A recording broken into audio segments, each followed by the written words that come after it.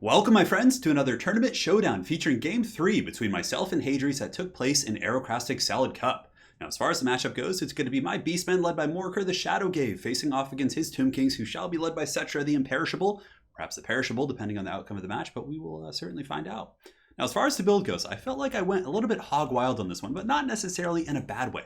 So at the back, we do have the Eye of Moresleep, and we do also have a Cygor Summoner somewhere lurking in the shadows. Yes, he's over here. So basically, I was like, okay, the Tomb Kings are probably going to have Ushopti Great Bows. They're going to be defensive. Let's actually outrange them with the Beastmen, bringing that superior Beastmen firepower. So we do have the Eye of Moresleep. We're also going to be summoning a second Cygor, both of which do have 400 range, and I think Ushopti Great Bows are like 255, give or take.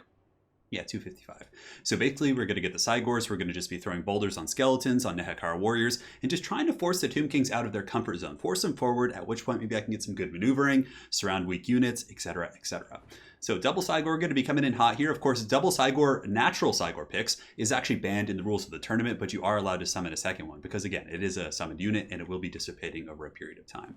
So we got the Bray Shaman here. We do also have the Eye of Moresleep, Morker on the ground. Obviously a solid pick. Spawn don't just beat down constructs and things like that, but they have enough mass. They hit hard. They have poison. They can certainly put a bit of a roadblock in front of the Tomb King. So Morker is back here.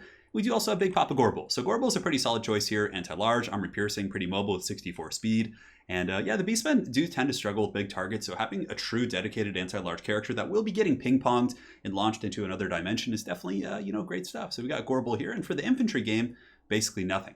We have Ungor spears across the map. I think there's some Gore herds. No, just all Ungors. Yeah, basically just chaff. I just want to kind of have a very spread out build, not give the Tomb Kings like a centralized place where they can go and just karate chop my main force. I feel like if you try and meet a Tomb King construct rush like head on with Beastmen, it just gets a little bit ugly. So as such, we're just spread out all over the map and we're going to be putting pressure on a multitude of angles. We have a Giant as well, so the Giant and the GOREBULL is certainly going to be my tools against the big constructs. Ungor Spearman herds. In the back, we have a couple Centaurs here. And I opted not to get the Great Weapons. And yes, the Great Weapons are decent against constructs, but really I just wanted to use these guys for battlefield control, fighting Nehekara horsemen, chasing down Ushopti Great Bows, just cycle charging skeletons and Tomb Guard and things like that. So that's kind of their main purpose here. We have two Baconators as well. Razorgore herds, of course, decent against big constructs. They have good AP values and okay combat sets. Not the best to make the defense, but they have good mass, good AP. Can't complain for the cost. And last but not least, some Harpies. Now for the forces of Hadries, certainly a very solid competitive Tomb King's army. He does have some Nehekara warriors, some skeleton warriors in the front line, King Nikesha's Scorpion Legion.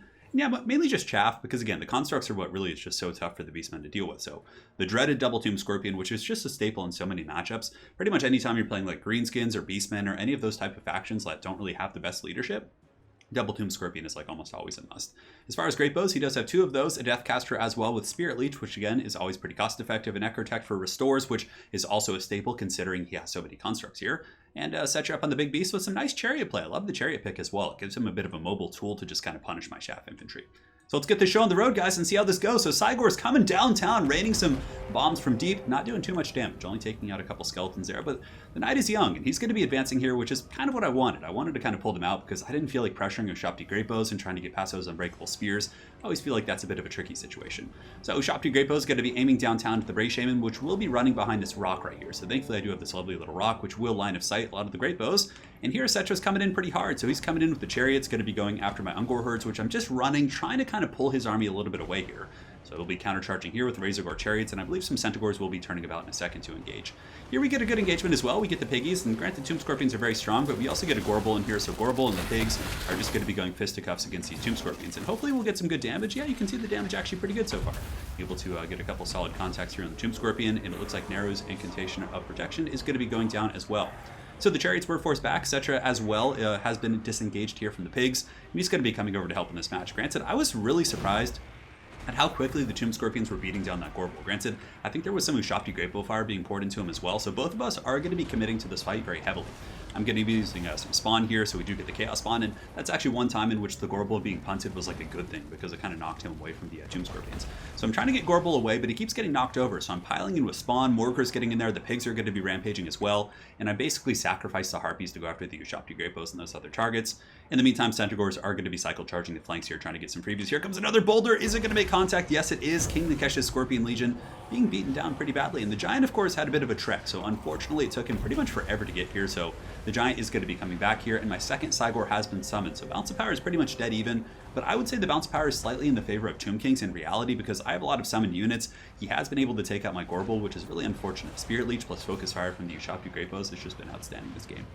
So, Centaur is going to be piling in as well, just using everything I can to kind of support Morker, and I know I have a Giant coming as well, and if the Giant gets in there, he can start clubbing on Cetra, clubbing on some of these Necrotechs and other troops like that. That's actually a good thumbnail idea, like a clubbing Giant, kind of makes sense, right? Call of Violence popped as well to keep these beasties fighting. I have some Ungor support as well, but Nehekar Warriors should come in and cleave those guys, and you can see as soon as these Bony Boys arrive, they do basically great damage happening.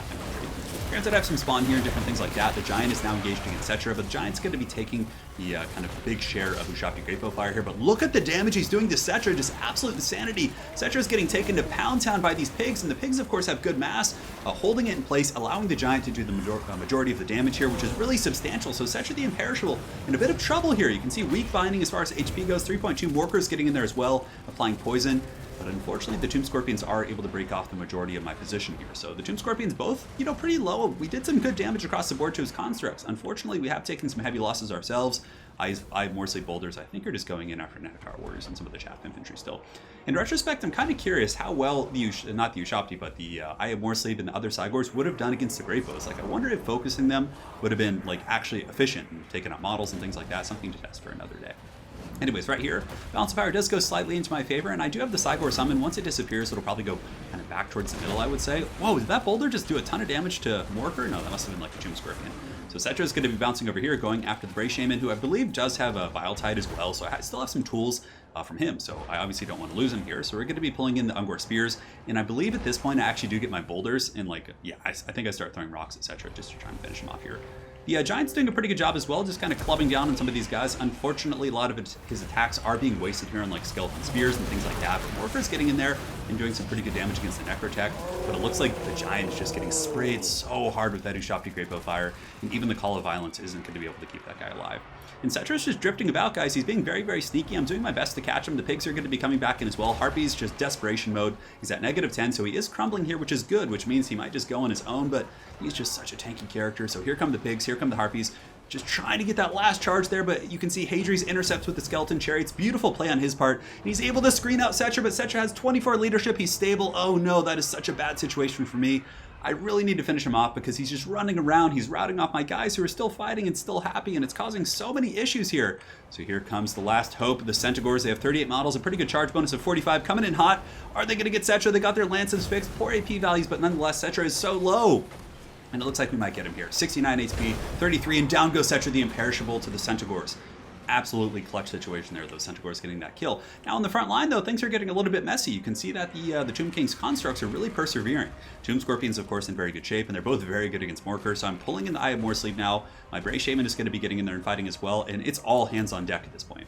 I do also have some spears in the back, which I pretty much forgot, which is very unfortunate, but here we do get the Warp Gaze coming in on this Tomb Scorpion, so now the Eye of Morsleep needs to stomp this thing into the dirt here, but you can see the Ushabti summon coming in from Hadri's. Really, really good rush right there. He's able to rush forward, get on top of the sideboard before I'm able to really just... Oh no, but look at that! The Spawn summon from Morker hadn't been procced yet, and it actually just nukes that Tomb Scorpion.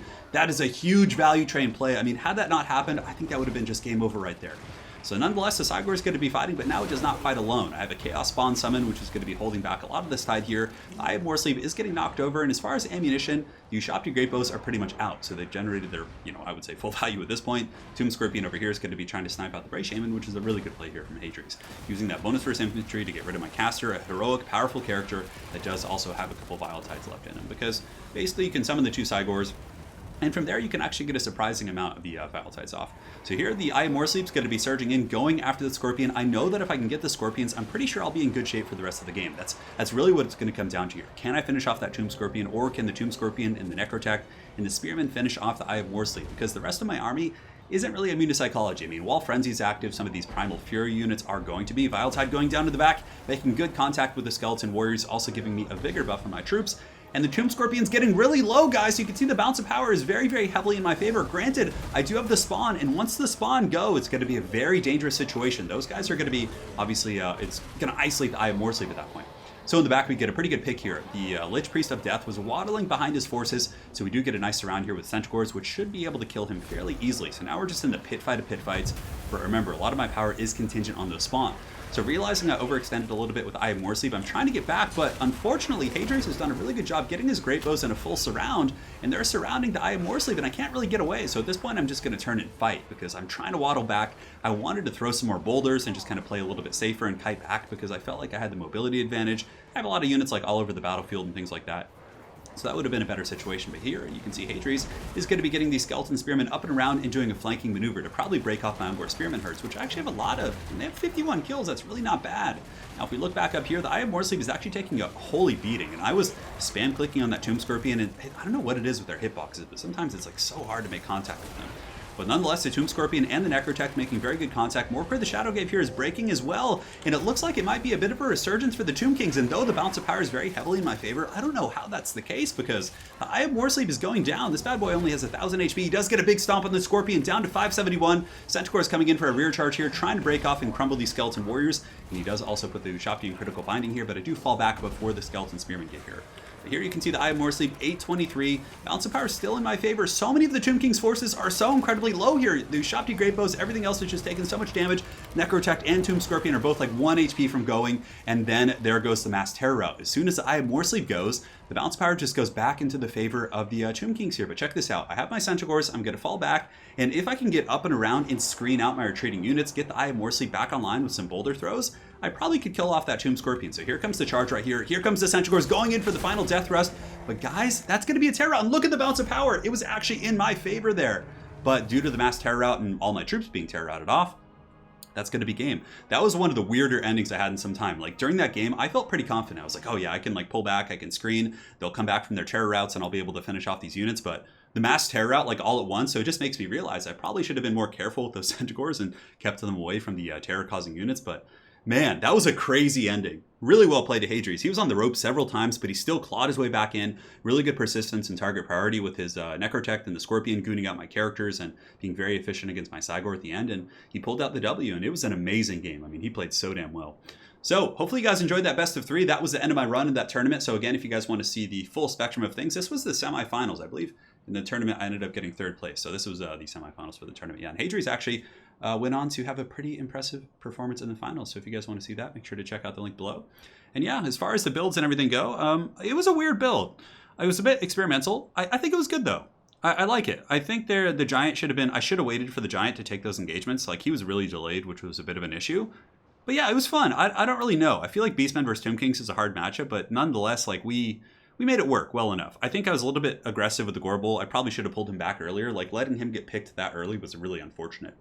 And also, I do want to do some testing to see if the Brave Shaman plus the Cygor, like the summons, if the Ushopti, not Ushopti, but if the big old Cygor Boulder Boys would be able to actually take out the Ushopti Great Bows, like in ranged combat. Like that would have been pretty effective, right? Because I was just throwing at skeletons and whatnot, and it didn't seem that strong. Like I was expecting to just kind of clear them out and then focus down the constructs, but from there, I really think maybe throwing the boulders at the Great Bows could have been better. And I do want to try that next time. I think it'll be quite interesting to test. So very well played to Hadrian's. Hopefully you guys enjoyed this Beastmen versus Tomb King tournament showdown. Yeah, it was a tournament showdown. And we'll see you guys next time. Take care.